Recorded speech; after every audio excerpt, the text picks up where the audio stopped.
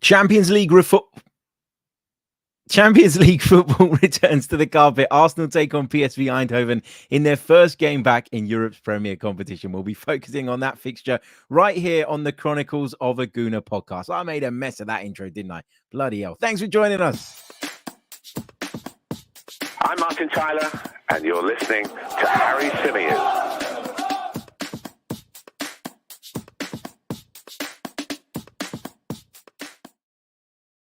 Well, that was a great start to the show. Me, ever the professional, as you guys know. Hope you're all good. Hope you're all well. Welcome back to another live episode of the Chronicles of a Gooner, the Arsenal podcast brought to you by the 90-Min Football family.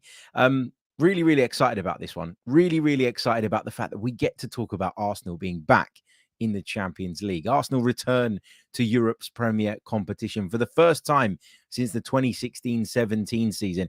It feels like an age because it has been an age, but Arsenal are back sitting at Europe's top table. And I cannot wait to get down to Emirates Stadium tomorrow night, hear that anthem, take it in and watch the Arsenal hopefully pick up 3 points to start off Group B in the perfect fashion. As I say, hope everyone's good. Hope everyone's well. Thank you guys, as always, for joining me in the live chat. Always appreciate your company as we record these. It's always great to get you guys' thoughts and questions as well in the live chat box. It makes the show. I have to say that. It's the only reason that I can do a podcast by myself, because I've got that interaction constantly throughout the program. If you don't have that, then they'd be pretty boring, wouldn't they? Maybe they're boring already. You can tell me that. You can let me know. Let's say a few hellos to some of you joining us in the live chat at the moment. We have got Creambone. How's it going, mate? We've got Zed Tom, who says, good morning, everyone. Looking forward to a nice Europa League game on a Wednesday. Obviously, he's joking. We've got Temi, we've got Damien, we've got Fatality, we've got Wesbird, we've got Matt, who joins us from Chicago. We've got Osua Aboneni as well, who joins us, who says, we're winning the Champions League this season. I hope so. I hope so. And Wesbird says, we are back, baby. Come on, you Gunners. Big hello to Junior Gunner as well, who also joins us in the live chat. Don't forget, if you haven't done so already, leave a like on the video. You know what you're going to get by now. Like the video, subscribe to the channel if you're brand spanking new, and help us on our journey towards 30,000 subscribers here on the YouTube channel. Remember, if you're listening on audio as well, please do leave us a review. That really, really does help. So what are we going to be talking about on this episode of the podcast? We're going to be discussing Arsenal's return to the Champions League and what it means for the football club. We'll also look into what we can expect from PSV Eindhoven. We'll discuss our history against the Dutch outfit. We'll discuss our team. What do we expect Mikel Arteta to do in terms of team selection? What would I do in terms of the team selection? And I'll get some of you guys' thoughts from the live comments as well. We'll share a prediction and we'll do some Q&A. Now, at the time of recording this, it's important to note that Mikel Arteta is yet to face the media ahead of this one. That press conference is due to take place in around about 3.5 hours' time. We will reflect on that podcast in a bonus edition. Reflect on that press conference in a bonus edition of our podcast, I should say, which will be with you guys either later tonight or first thing tomorrow morning. So keep your eyes open for that one. It will be dropping in all of the usual places. What else have we got in the live chat? We've got a Junior Gunner joining us from the sunny streets of Southend. The weather has turned, man. I am wearing a jacket like the weather has turned. I went out last night at about, it must have been about 7 or 8 p.m. Went to meet some friends for dinner, and when I left the house, I thought, wow, it's okay. You know, I went out in a t-shirt and I was fine. By the time I got to where I was going, I was freezing, absolutely freezing. Thankfully, I had a jacket in the car. And today, I went to drop my little one off at school this morning, and I had to take a jacket again. It's windy. There's a little bit of rain here in North London as well. So not the ideal conditions, but I guess that's it for us, right? Summer's over here in the UK. Big hello to Frank, who says he's joining from Gothenburg in Sweden. Hope you're well, my friend. We've got Abdi, who's joining us. He's on the way back from uni. On the bus listening. He says it doesn't get better than that. Thank you, mate. You're too kind. Reefer mocking my intro. It was the worst intro I've ever done, probably. Well, maybe not ever, but it's certainly up there in terms of the recent ones. Right, let's dive into the content then. Without further ado, let's discuss what Arsenal's return to Champions League football means for the club. Arsenal are back. Arsenal are back dining at European football's top table, and I am buzzing. This is a competition that I really, really do adore, really, really do love. It's why I'm so annoyed at the fact that UEFA have decided to basically do Super League 2.0 in terms of the format next season. I think this is, as I say, the best competition in world football, and they're killing it by changing the format next season. Not a fan of the plan moving forward, which makes it even more important to me that we go far in it this year and that we get to experience it in full in its current format and in its current capacity. So that's the first point. I also feel like this is a competition that we've got unfinished business in as a football club. Now, obviously, we've never won the thing. We went to the final in 2006, where we were heartbroken by Barcelona in Paris. The Invincibles, in my opinion, should have gone a lot further in this competition. And I think, if you focus on that Invincibles period, there's no doubt about it. We were the best team in Europe at that time, but we didn't really manage to show that on the continental stage. And that doesn't quite sit right with me. That still, to me, feels like a massive missed opportunity. I'm not going to say that there should be a black mark against the Invincibles' name, because everything they achieved was fantastic. But if there was one, if you were being picky, if you were looking for something, that would be it for me. But look, I think the significance of being back in this competition for Arsenal as a football club is huge. I think that this is a competition that, if you're a participant in it, let me start that again. If you participate in this competition, it's massive for the club in so many ways. You want to be participating in it year in, year out. It's a competition that enhances our status as a football club, obviously brings clear financial reward, and it's a big sign actually of the progress that I think we've made over the last 24 months or so as a football club. But it's imperative that if you want to be considered as one of Europe's elite, that you are regular participants and you don't just get back in it for 1 year and fall out of it again, or spend 2-3 years in it. You want to be regular participants in this competition. Now, I think what we have to take into consideration is that is harder to achieve in the Premier League, where there are more clubs, I would argue, than most other leagues that can get into the Champions League, that have A, the resource, B, the quality, C, the infrastructure, etc., etc. You're seeing clubs like Brighton, getting into the Europa League, and obviously their next step, if they can make that jump, would be obviously to aim for the Champions League. You've seen Newcastle United, who have come out of nowhere really over the past sort of year and a half under Eddie Howe, under the new ownership, elevate themselves to a point where they're able to compete for the Champions League. And it's crazy because you think back to sort of the Wenger days, and we were nailed on pretty much every season to be in the competition. Finishing fourth was an achievement because of some of the off-field issues that we were going through. It wasn't the trophy that some people like to claim it was and all the rest of it. But at that point, you knew what you had to do, and you knew that you stood a pretty good chance, even with limited resources, even with the constraints that Arsene Wenger was working under at times. We knew we could do it, and most of the time we did. Nowadays, though, you feel like it's more difficult. There's no Tottenham in it. There's no Chelsea in it. There's no Liverpool in it. That's three of England's biggest clubs. There's no Chelsea in it. There's clubs that traditionally would have been in contention for it that miss out. And that's going to happen every year because of the nature of this Premier League. So I don't think it's as easy and it's as much of a given as it would have been in years gone by for Arsenal to be in the Champions League, but it's certainly what we got to be aiming for. We got to be aiming to be regular participants. We got to be aiming to be in this competition year in, year out.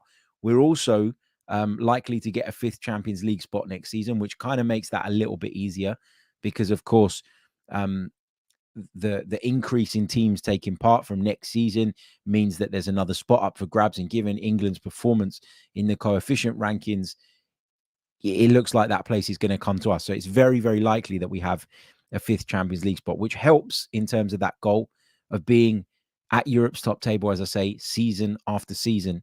But I just think that this is so significant for us. And listen, it's been a long road to get here. You know, as I mentioned at the top of the show, we haven't been in this competition since the 2016-17 season, which for a club of Arsenal size is just way too long. It goes to show that if you do fall out of it, it's not that easy. It's not that cut and dry to get straight back into it. We've seen clubs bounce back really well over the years, and credit to them. But, you know, we kind of went on a bit of a downward spiral. I remember when we first participated in the Europa League thinking this doesn't feel right. And it's okay, we'll be back in it next season. Or we could win this competition. I remember, I think the first season, if I'm not mistaken, we were beaten by Atletico Madrid in the semi-finals, weren't we? And then the season after that was the season, I think, that we went to the final, if my memory serves me correctly, and we were beaten by Chelsea, and comprehensively beaten. And I don't think even at that point, I believed that it would take this long for Arsenal to get back into the Champions League. We've done it now. We're here, but we're not just there to make up the numbers. You know, we are a side that went toe-to-toe with treble-winning Manchester City last season. There's no reason for us to fear most of the teams on the continent. Yet you're always going to get those big juggernauts and the reputation that comes with them, and the aura that comes with the likes of Real Madrid, for example, and your Barcelonas and your Bayern Munichs and all of that stuff. But in terms of levels, I think we should fancy our chances against pretty much everybody. The teams I'm most fearful of are the English teams. Now, some people will call me a Prem head for saying that, someone who believes that the Premier League is far superior. But I think that's been proven over the years. And listen, I'm not particularly comfortable with the idea of the Premier League having so much more finance than everybody else, that this disparity gets bigger and bigger. But it is the reality, and I think we have to accept that. But yeah, look, great to be back in. I'm going to take it all in tomorrow. I'm going to be down at Emirates Stadium nice and early. I've got plenty of work to be getting on with as well. Some pre-match stuff during the game. I'll be covering the game for BBC Radio London. And for me, this is a massive privilege, because not only do I get to see my club, the mighty Arsenal, back in the big time, back in the UEFA Champions League, under the lights, all the rest of it. But for me, from a professional standpoint, it's the first time I get to report in full on a UEFA Champions League game on the ground. And I am buzzing for that. I've worked really, really hard over the last few years to kind of, make a career that I wanted. And I'm not where I want to be yet by any stretch of the imagination. But I think it's important that when you're working towards something, and you do have ups and downs. I have loads of ups and downs. I have days where I think this is all going really well. And I have days where I think it's all gone a bit stale, and I don't know where I'm going. And, can I do more? Could I do more? Should I have done more?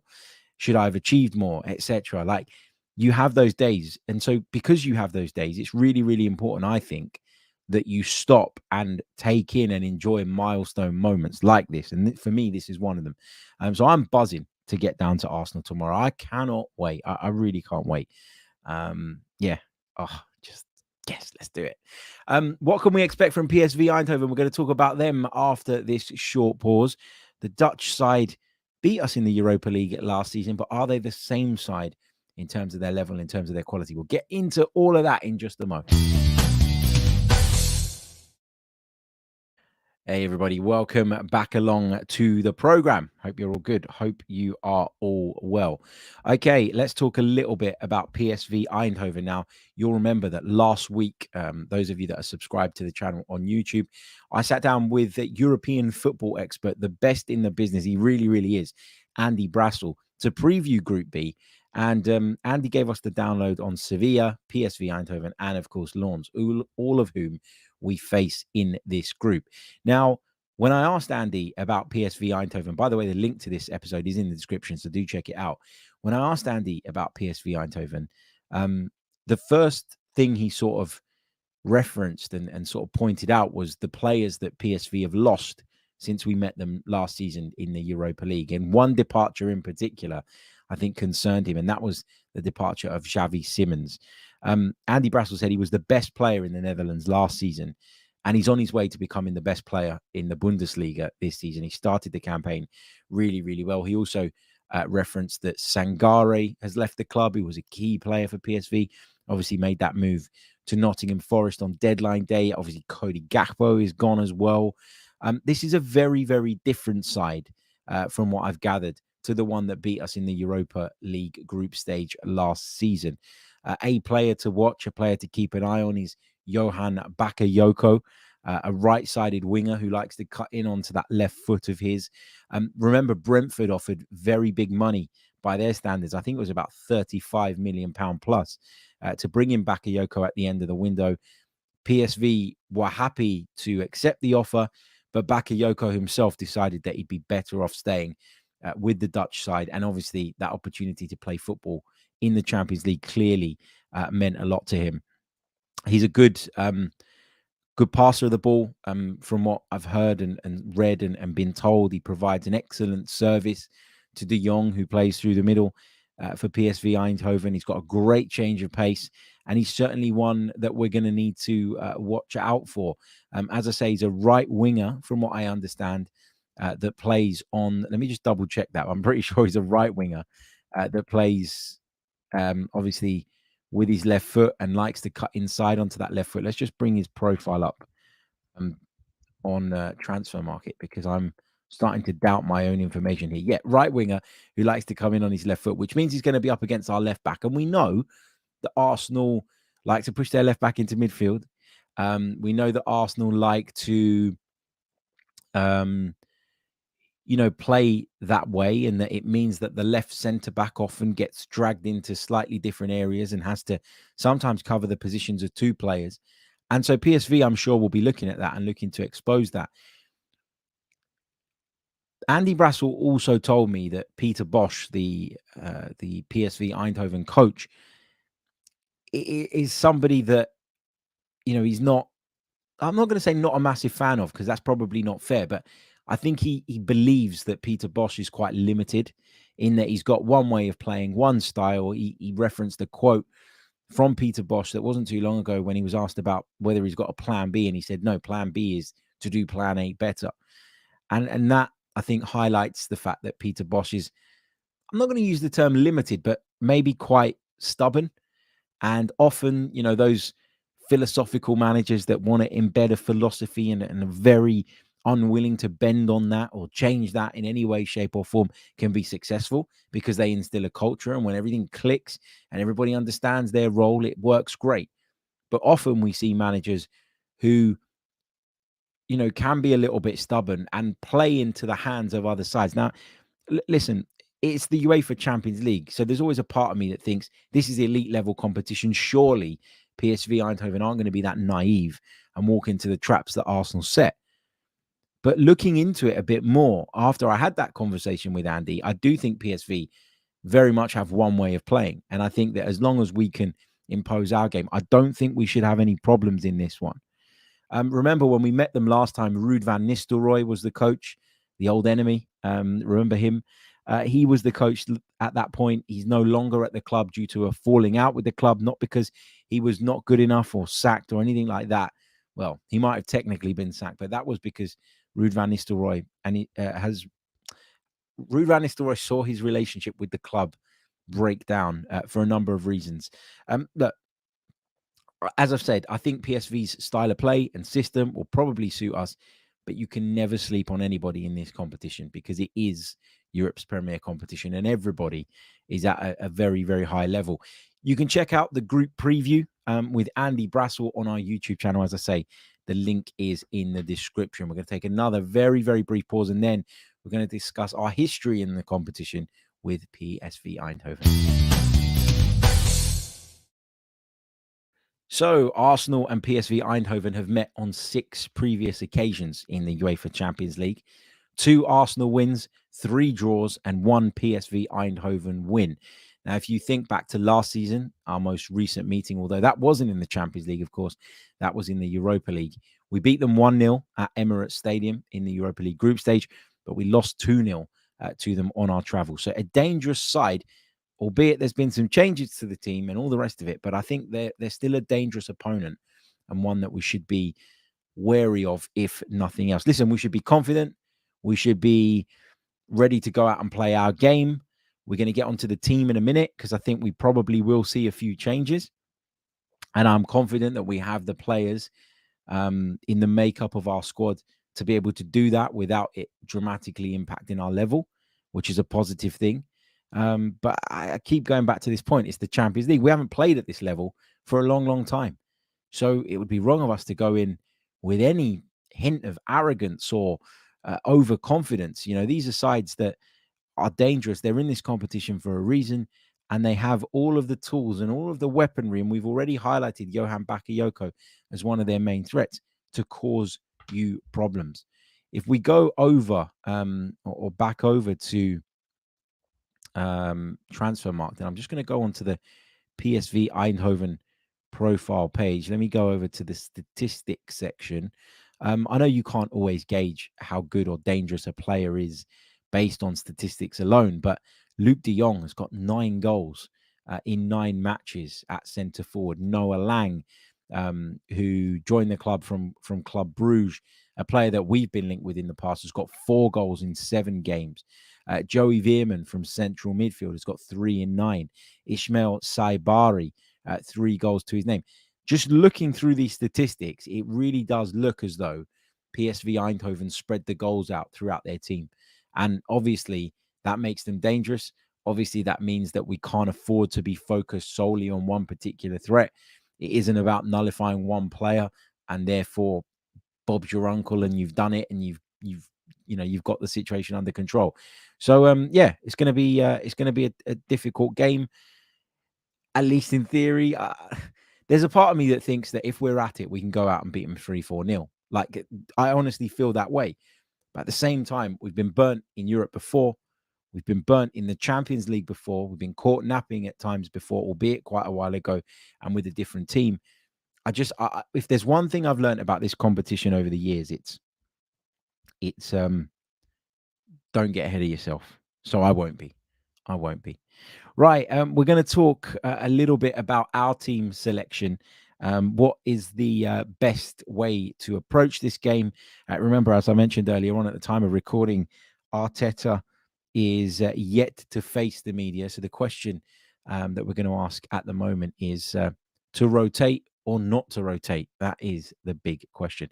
I just want to take this one quickly, actually, from Ian, who is in the live chat at the moment. He says, coming from a Rangers fan who PSV put out in the qualifying, Arsenal should have far too much for them, in all honesty. An Arsenal B team should be beating them. Wow. That makes me feel good, but I'm still not going to get carried away. Look, I go back to that question, to rotate or not to rotate. That is the question. I think we will see some rotation. I think we should see some rotation. We've got the North London derby coming up at the weekend. Huge game. Massive game for us. Because not only are we in this situation where we almost have to win every single week in the league because we're trying to chase Manchester City, who we know are pretty much flawless or as close to flawless as possible, treble winners last season, as I mentioned earlier on. We also want to get off to a good start in this group. So I'm not going to sit here and say we should be making 5, 6, 7 changes, but I think 3, maybe even 4 changes are on the cards here. We know that Gabriel Martinelli's a doubt for this one. Again, we haven't had that confirmed that he's definitely out, although the likelihood of him being available, judging by the way he went off the other day, is very unlikely. I just think that 3, 4 changes is fine. The minute you go to more than that, I think you're risking upsetting the rhythm, upsetting the balance.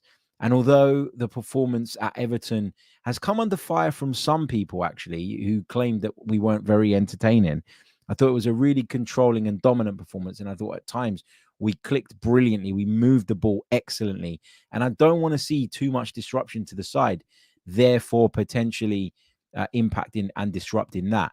I'm going to share with you guys my screen now and present to you the team that I would go with. Now, again, I don't know what Mikel Arteta's intentions are. And again, I'll caveat this with the fact that we haven't had his press conference yet. But for me, the team I would go with, hold on a second. Why is this coming up like that? There we go. So the team I would go with looks like this. Aaron Ramsdale would come back in goal for me. Lots of debate around his future today. How predictable? We got a report this morning or last night from one of the newspapers saying that a number of clubs were monitoring Aaron Ramsdale. What? Because he's missed one game, for God's sake. There was another report saying that there are internal concerns about the way Aaron Ramsdale started the season. I mean, I didn't see those stories coming. But anyway, Aaron Ramsdale would come back in goal for me. I think he deserves to play in the Champions League. He was a big part of us working our way back into that competition. And I think, yeah, he should come in. I think he's earned that right. My back four would be White, Saliba, Kivior, and Zinchenko. Look, Zinchenko is one of those players that I want to wrap up in cotton wool because I know how injury prone he is. And we know how important he is to this team. And since we lost Jurriën Timber to injury, Zinchenko's importance increased even more. So there's a part of me that doesn't really want him to play because I'm worried about him potentially picking up a knock that sees him miss a big game at the weekend in the North London derby. But equally, I don't really want to see Tomiyasu coming in and being asked to go into midfield and dictate play in the way that Zinchenko does, because I just don't think he's got that in his locker. Gabriel looked a little bit leggy to me towards the end of the game against Everton.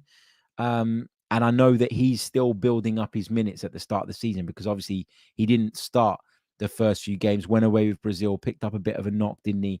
Started a game a few days later, but was he 100% fully recovered? I don't know. I think you can play Jakub Kivior at centre-back alongside William Saliba and that's fine. As long as you keep the core of your back four, as long as you've got three of the back four that you would say are first choice, then I'm okay with that. So Jakub Kivior and Aaron Ramsdale would be the two changes I make in defence. Moving into midfield, again, in the absence of Thomas Partey, Declan Rice is too important to leave out of the side. Again, I'd love to wrap him up in cotton wool. And the same could be said of Martin Odegaard going into the game, of course, at the weekend. But for me, those two have to play. I would take Fabio Vieira out and I'd put Kai Havertz in. I think it was the right decision to leave Kai Havertz out at the weekend. But I really do feel like on the European stage could be where he builds that confidence to kickstart his Arsenal career. And I'm desperate for that to happen. I'm desperate to see him get a goal or something that just ignites that bit of confidence in him that has, in my opinion, just faded in the last few weeks. Maybe because of the pressure he's under. Maybe it's just his body language and all the rest of it. But I just feel like he needs something. And the more time he's on the pitch, the more likely he is to have that moment that, as I say, kickstarts his Arsenal career. So I would put Kai Havertz into the side. Leandro Trossard should stay in the team for me because, of course, he made that massive impact, at Everton the other day, coming on replacing Gabriel Martinelli. Listen, I don't think that he was brilliant for the entire game, by the way, Leandro Trossard, but he scored that goal, which breeds confidence. I would continue with Nketiah through the middle, up front. And the reason for that, for me, is because I want Jesus to start the North London derby. That's why. Not because I don't think Jesus is better, not because I don't want Jesus to play in this game. There might be an argument that Jesus needs the minutes. Maybe Mikel Arteta goes into this one with a plan of 60-30, give Nketiah 60 minutes, give Gabriel Jesus 30 minutes towards the end to help build him up a little bit more ahead of the game at the weekend. But I would prioritize the North London derby over this because I think this is a fixture that is more winnable with these changes and with this side. Maybe the rhythm won't be 100%. Maybe in making these changes, we're going to be a little bit disjointed, but I still think we have the quality on the pitch to beat these without coming across as arrogant or any of the rest of it. I think that we're more likely to beat these without being at 100% than we are against an informed Spurs side under Ange Postecoglou in a derby. The feel-good factor around Tottenham is massive at the moment, and that could play a big, big part. So, yeah, I think this is the team I'd go with. Bukayo Saka, again, I'd consider leaving him out, but we don't have anybody else. And without Martinelli as well, I'm even less sort of open to this idea. Listen, I hope that the Martinelli injury is not long-term. There's a couple of you putting in some interesting comments in this. Rizo says, I would start Emile Smith-Rowe and put Kai Havertz in at centre forward. That's an interesting shout. MM says Zinchenko versus Bakayoko. That's a no for me. Rizo also says, what about Jesus at right wing to give Bukayo Saka a rest? That's not a bad shout. We've talked about that option. Reece Nelson could also play a part, says Ray Beam. Gunnar Tings mentions Jorginho, who's another good, safe option for a fixture like this, I think. So we've got options. I expect there to be changes. I don't know how many, but if it were me picking the team right now, I would go with Ramsdale in goal. My back four would be White, Saliba, Kivior, and Zinchenko. Rice, Havertz, and Odegaard will be my midfield, with Trossard, Nketiah, and Saka as my forward line.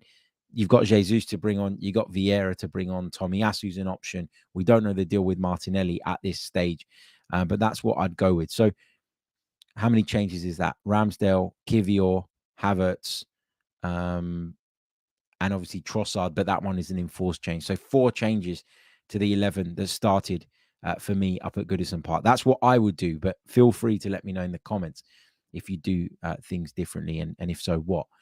In terms of my prediction, I'm going to go for a 2-0 Arsenal win.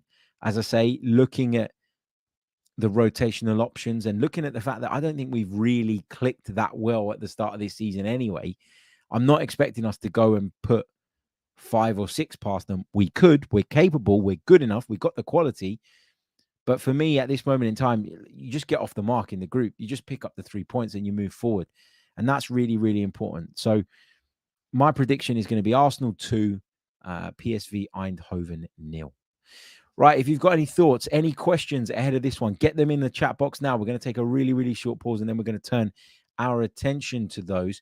Don't forget to leave a like on the video, subscribe, all the rest of it. And if you're listening on audio, please do leave us a review. Back in a mo. How's it going? Hope you're all good. Welcome back to the show. It's the Chronicles of a Gooner. It's our first Champions League preview show of the season. Brilliant stuff. Sounds good saying that, doesn't it?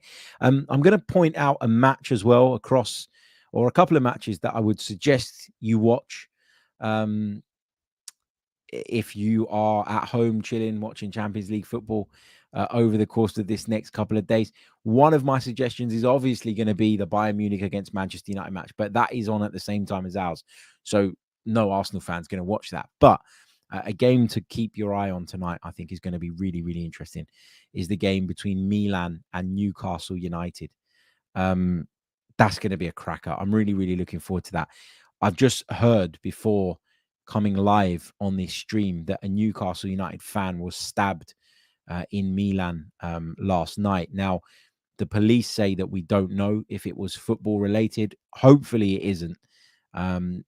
But regardless of whether it is or it isn't, you never want to hear of someone going to watch a football match and being in danger. So our thoughts are with that fan, his family, because, as I say, nobody should feel afraid when going to a football match. Nobody should be in danger when attending a football match. And it's really sad to hear stories like that. And I'd imagine for a lot of Newcastle fans, including that guy, his family, etc., just, I mean, you would have been looking forward to this occasion for such a long time, and something like that has killed it and ruined it. And thankfully, the guy's stable, and that's the main thing. But you never want to hear of stories like that. Whatever tribalism exists in football, I never want to hear stories like that with anybody's life being in danger or anybody being hurt. So thoughts are with him and his friends and family, of course, who will be worried at this moment in time.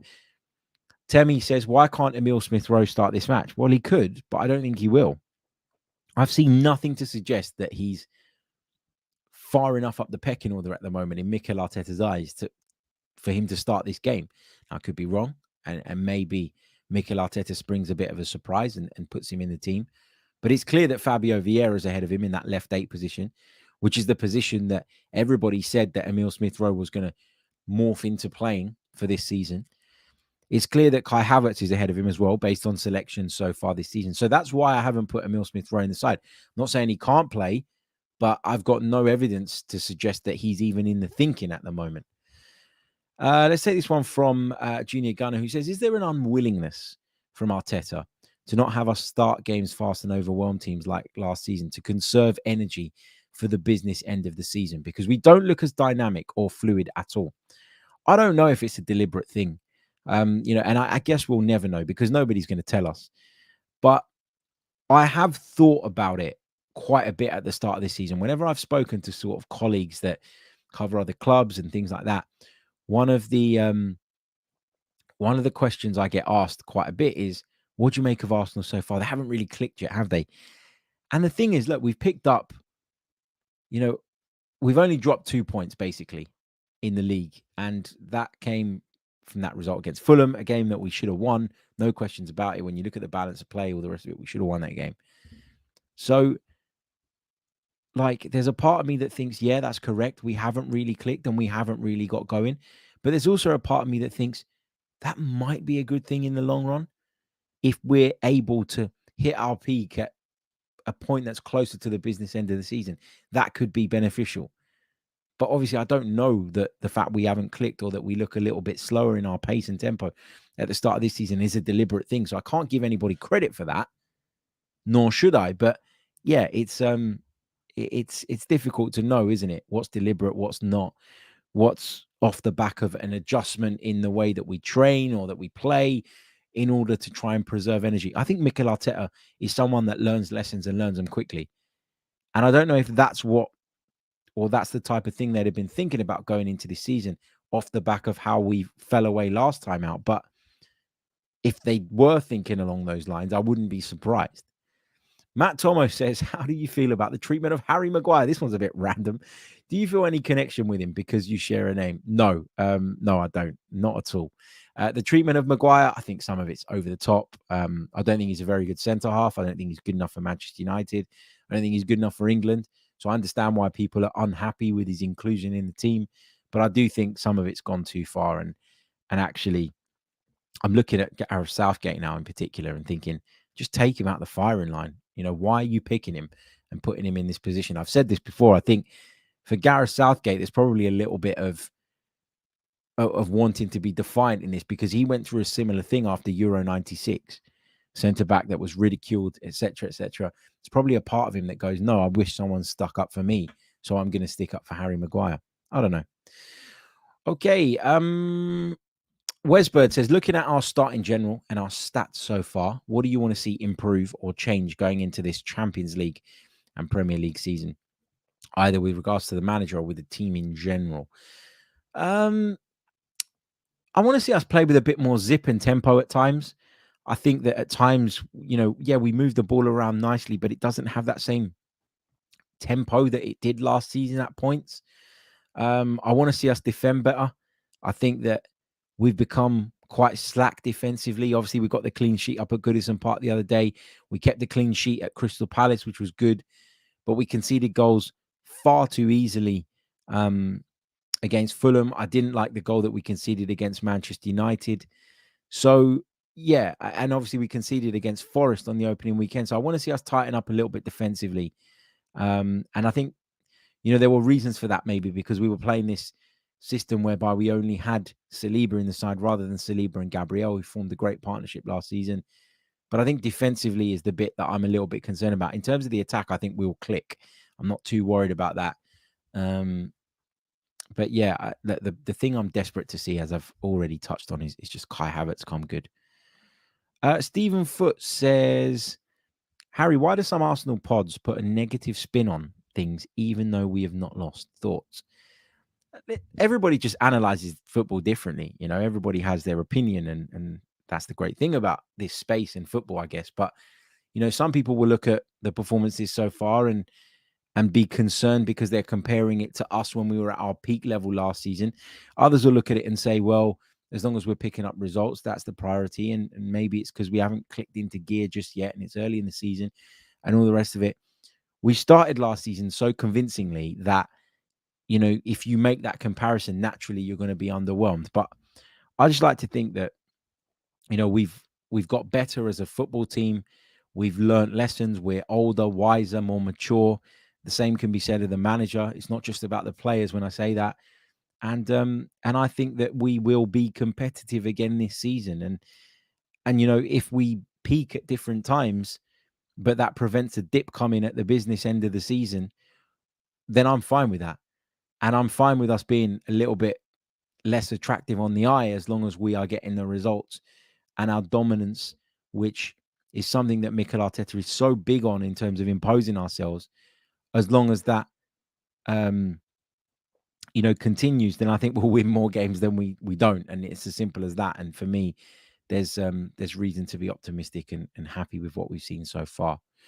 Going to take one final question. This one's from Noonan, who says, can Emirates capacity be increased? Do we have the ability to do so? I'm struggling to get any tickets for any home games.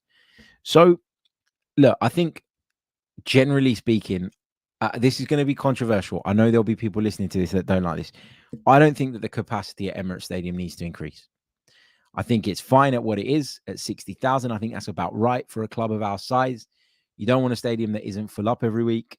And I always think back to like 3-4 years ago when everybody was so disinterested, and I used to turn up at a Europa game and they'd put on the board that there was 58,000 or whatever, but there was probably not even more than 38, 40,000 there. I always think back to those times and think, that's why we don't need to increase the Emirates Stadium, because we will go through periods where 60,000 is too much based on the level of interest. And there's been a couple of times as well, even over last season and at the start of this season, where, I'm obviously working at the games, right? And me and my brother, we came to an agreement this season that, he can take on my season ticket for a lot of the games because, I'm working and so my season ticket's there. But there's been other times where the ticket's been going, it's been available. And I've messaged like 4 or 5 close mates who often tell me, oh, I want to go, but I can't get tickets. And every time I've offered the ticket up, there's been an excuse. Like, it's not to go. I think there are loads of people like yourself, Noonan, that are desperate to go. And I hope that you get tickets, and I hope that you find tickets.